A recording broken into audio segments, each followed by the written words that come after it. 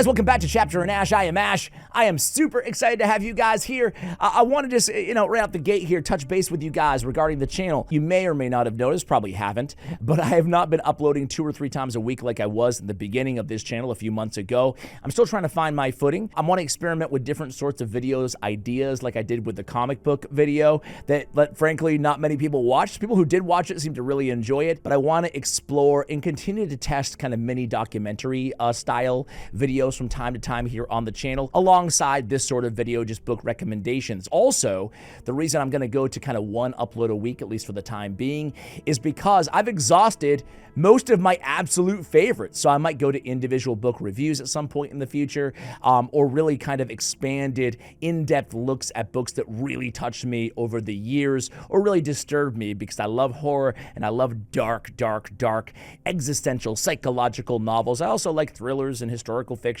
and biographies. And well, you guys can see the channel is quite a bit. I have, a bit of an eclectic taste when it comes to the written word. Anyway, today I have 5 horror books that will leave you absolutely broken. These are not for the faint of heart.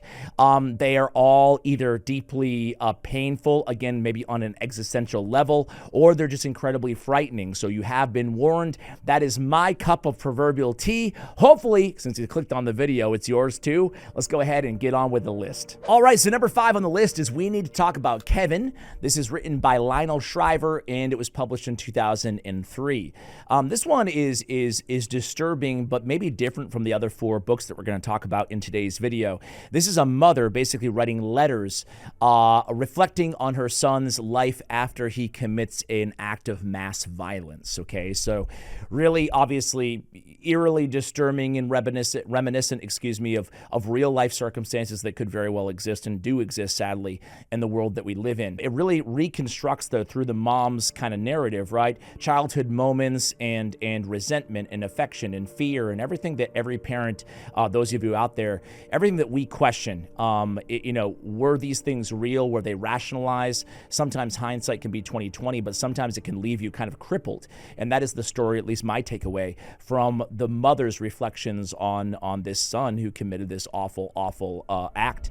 The horror really is a slow realization that love, and when you do everything right in every relationship, especially as a parent, you ultimately do not have full control over what happens to your children. That's a very disturbing fact, and I don't even like to believe that personally as a dad, right? I like to think that we have a lot of control, which we do, but it's disturbing because it's uncomfortable, okay? It turns parenthood really into a psychological horror all on its own without relying on any of the tropes or tricks of the horror genre itself. It stays with you because I think this book, sadly, it feels kind of plausible or possible, not plausible, but at least possible, right?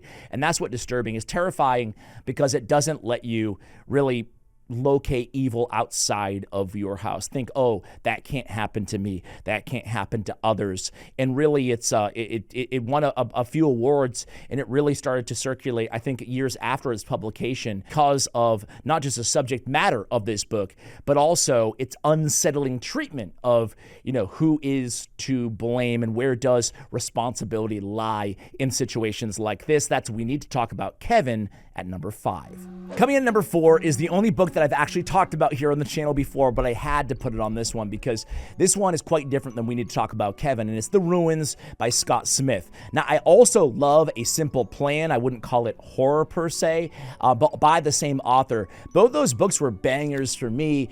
This one was published in 2006, and I read it at the time. I just think I randomly picked it up. I didn't even have high recommendations. Not a lot of people, at least around me, were talking about this book. And oh my gosh, it's not deep and profound psychological terror like some of the other, novels that we've talked about here on the channel. This one is just kind of one of those, it does start very tropey, right? Like this book of tourists go to Mexico and they go to this remote archaeological site, and then they're quickly realize that there's some force there that's not allowing them to leave. And every decision from there on out in the book becomes more perilous, more dangerous, more kind of edge of your seat, and horrific, right? It's a masterpiece, really, in this hopeless kind of almost nihilistic and indifferent escalation of horror inside this book, right? I don't want to obviously give anything away, but it's crazy. It's a really fast read. It's definitely one of those, maybe if you're not like normally a big reader, but you're trying to get into a book, this is going to be the one for you because the pacing is relentless. There's always something going on, and the story escalates to this crescendo where basically, without giving anything away, you realize that surviving in this novel is actually a punishment, not a good thing. So I don't want to say any more about The Ruins, which I already haven't said in the previous video, but check it out. It's a super good read, and it's a super easy read as well. The Ruins by Scott Smith coming in at number 4. Coming in at number 3 is Carrion Comfort by Dan Simmons. This was published in 1989. Now, Dan Simmons, he is known for meticulous research and really taking on big, grandiose subject matters, and this is no different in my opinion. It actually won a Bram Stoker Award for Best Novel, and it's really, really ambitious, but very, very good. And again, it's quite different than the other entries that we've had so far on the list. This is about a small group of people that they discover that this certain predator, right, can basically ride and take over the human brain, and taking full control over them, they lose all autonomy, almost like they're puppets. And then so it feels very intimate on a personal level what these predators do to the individual, the total loss of autonomy. There's kind of like this, at least for me, there's kind of like this innate fear of losing your senses and sensibility and your personal autonomy, either through, disease, or just through, in a case like this, through horrors or the supernatural, I guess, right? Even though this one feels way more realistic and it feels plausible in a weird way, right? And with zoom out, the story expands into basically this global clash of victims, the ones that are controlled, and the resistors. They kind of collide, and there's all this, these layers of nuance within both of those factions.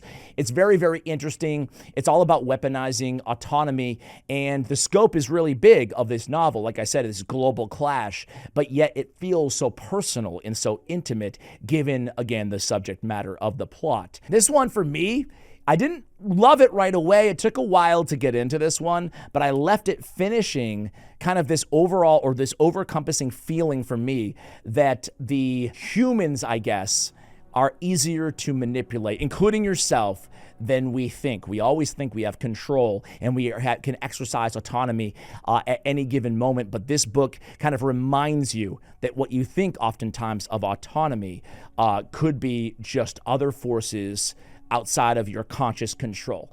So that's Carrion Comfort coming in at number 3. Coming in at number 2 is Between Two Fires. Between Two Fires by Christopher Buehlman, published in 2012. Now, Christopher Buehlman, he's a really prolific catalog, but I think this is his most well-known, his highest regarded work. So if you're unfamiliar with him, this is a beautiful place to start, and it's really good, especially if you like the kind of the setting here, which I absolutely, this is the first thing that drew me to this novel. Okay, it takes place during the Black Death.